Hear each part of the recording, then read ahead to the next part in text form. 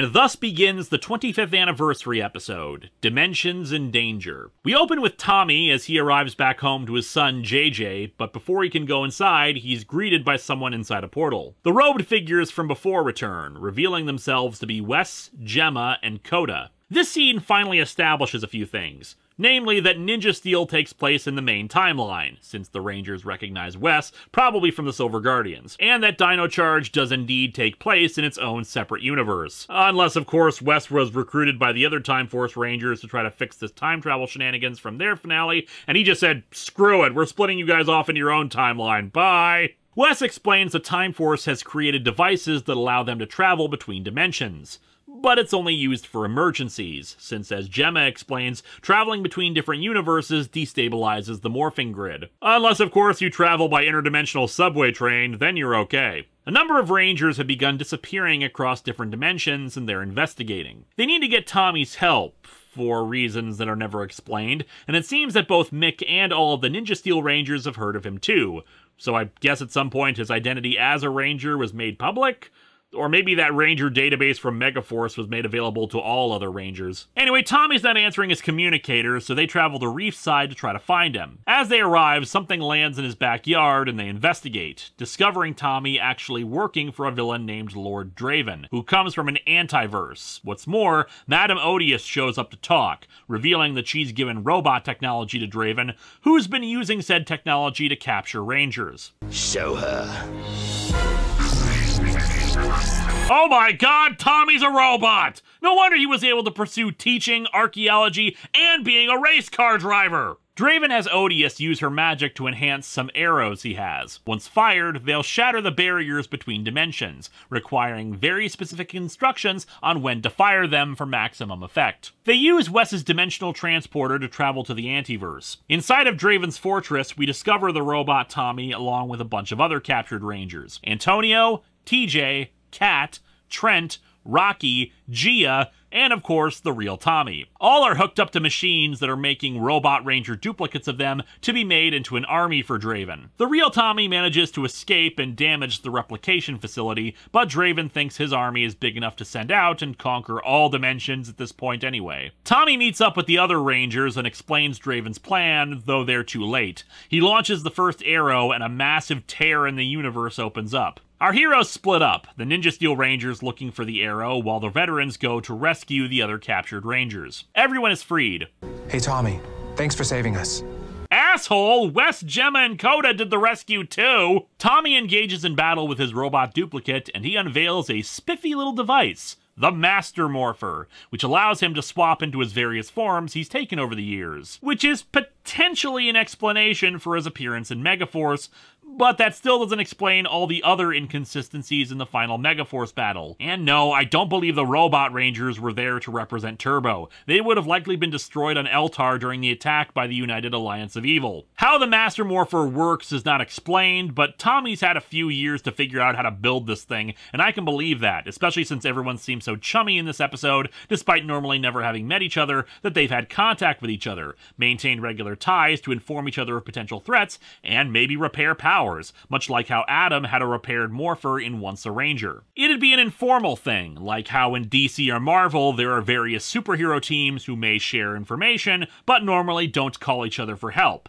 It's just I find that a bit iffy because even in those universes, it's acknowledged sometimes that taking out a serious threat requires them all to unite. So why wouldn't they be aware of stuff like Madame Odious or any other past villain they've had to take out and just join forces with each new team on the regular? I suppose it's a case of not wanting to upend their own lives, but teams like Overdrive were active around the globe anyway, so it seems like they could just come to the rescue if they ever needed them.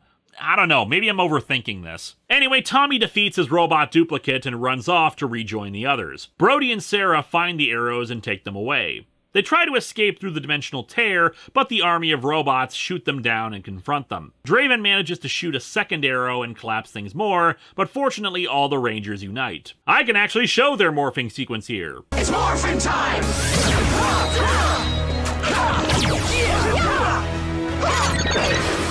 Yeah, it's a bit disappointing that we don't get to see each individual one. I know it probably would have eaten up some screen time, but then again, we don't get a lot of what we'd want to see anyway. Like more Ranger interaction, references to what the Rangers have been doing since the end of their series, that kind of thing. They defeat the robot army, and Odious gigantifies Draven to have him shoot the last arrow, but fortunately Tommy is able to summon the White Falcon Zord.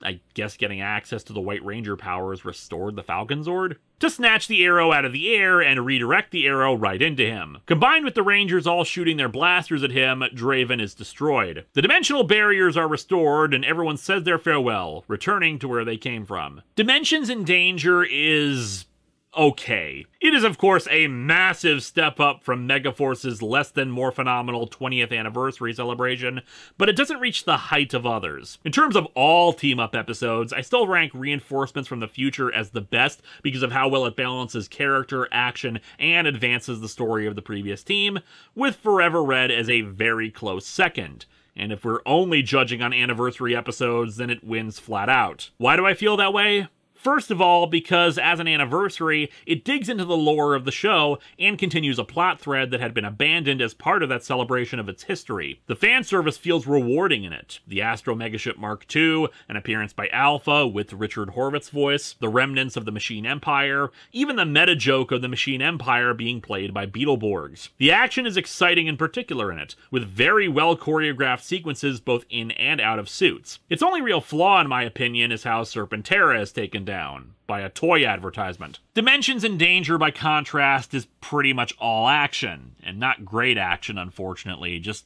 okay. And not really much in the way of fan service, other than the returning Rangers and everything focused around Tommy, which is also a bit of a problem. The episode kind of worships Tommy in particular, and that needs to stop. Look, I like Tommy too. He was the most interesting character for a good chunk of the show, but it's time to move on. There have been other heroes, other challenges, other difficult things. One Ranger has died and come back to life, and she did not receive the amount of worship that Tommy gets. Don't get me wrong, the Master Morpher is so damn cool, and it's great to see him go through his various outfits. Minus Turbo Red for some reason. Maybe they thought it'd be redundant with Zeo Red. Plus, the return of the Falcon Zord was more satisfying than what happened with Serpentera, but they thank him in particular. Everyone mentions how they've heard of Tommy. He's the one who saves the day and deals the final blow to Draven. He gets a special robot that looks like him that he has to take on.